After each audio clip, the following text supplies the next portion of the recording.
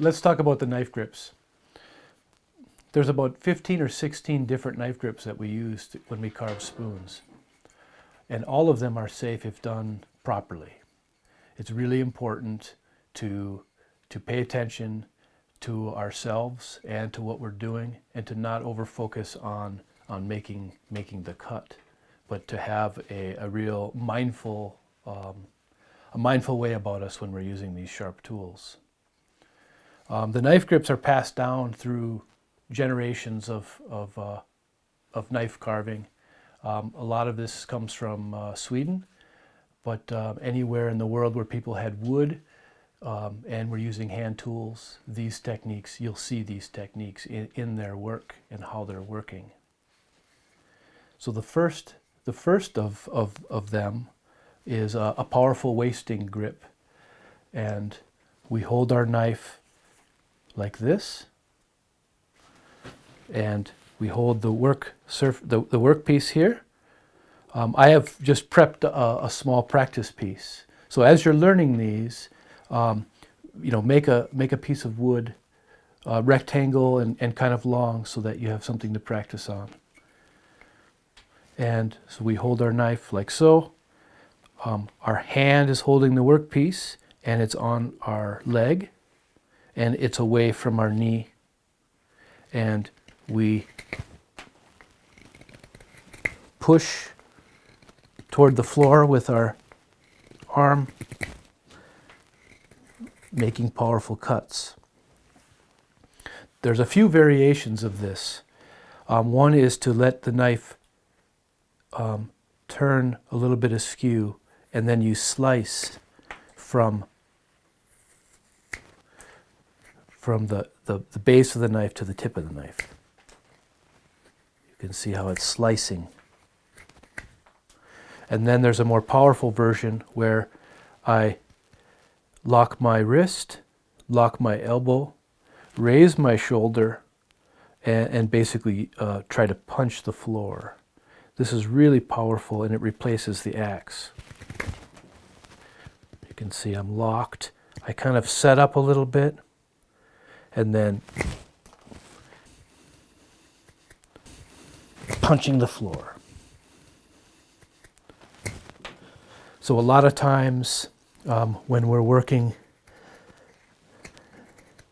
there tends to be a thicker area here that we need to remove, and we don't quite have the power for it. That's when we would kind of stop, pause, kind of set up for this one, and then trim off. And this usually just saves us time from getting up and going to the chopping block and using the axe. So again, this one, then the angled one,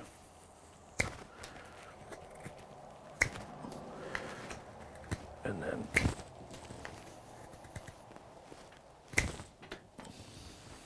the next grip we'll use and learn is the palm up grip. And there's different variations of this as well.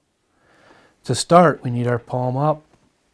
The blade is in our hand and facing our thumb. Then we cradle the knife like so, and then we can proceed to carve. And if you notice with this grip, I have this incredible range of motion. If I was holding my knife like the earlier one, I don't. That's why this is such a diverse grip. So, to begin with, we will support the workpiece with our leg, and our knuckles, both knuckles on our leg, and our thumb is connecting to the top of the handle, and it's kind of like a pair of scissors.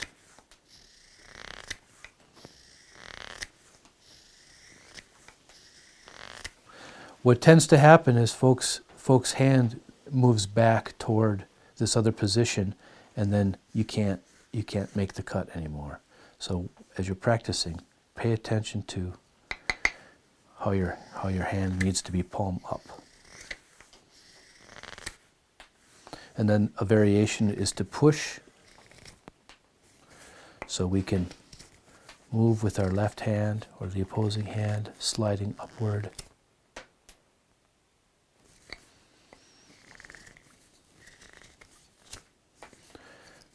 And again, the pivot.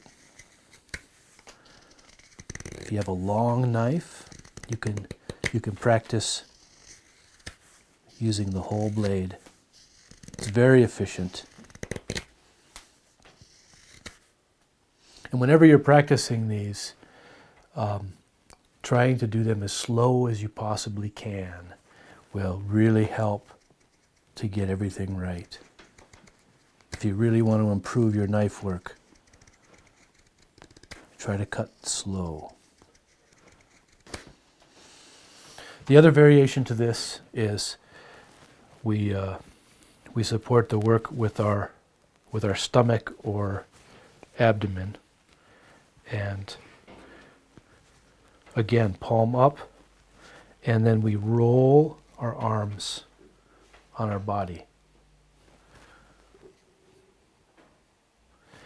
And the reason why this one is safe is because I'm not moving any further than here. I'm not flicking outward, just rolling.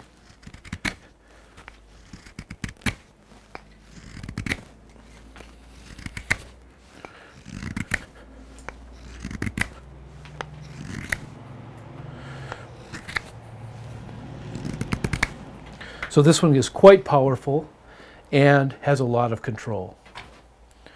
The earlier ones have a lot of control and not so much power. This one is both.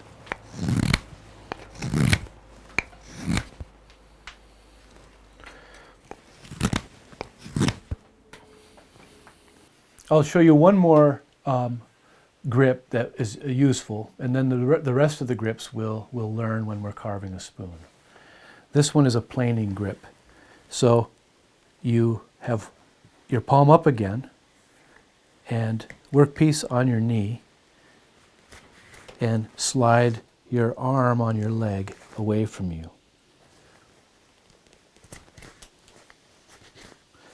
So this grip is good for finish cuts, for the handles of spoons maybe. And to get this one to work really well, you need to engage your thumb on the handle or your finger around the handle.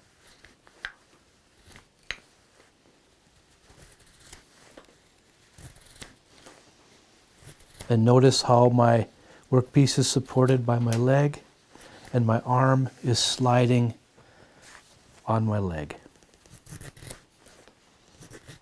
I'm not up here unsupported.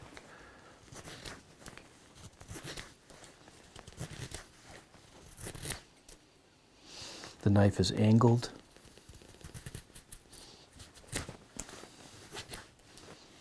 So lots of power and control.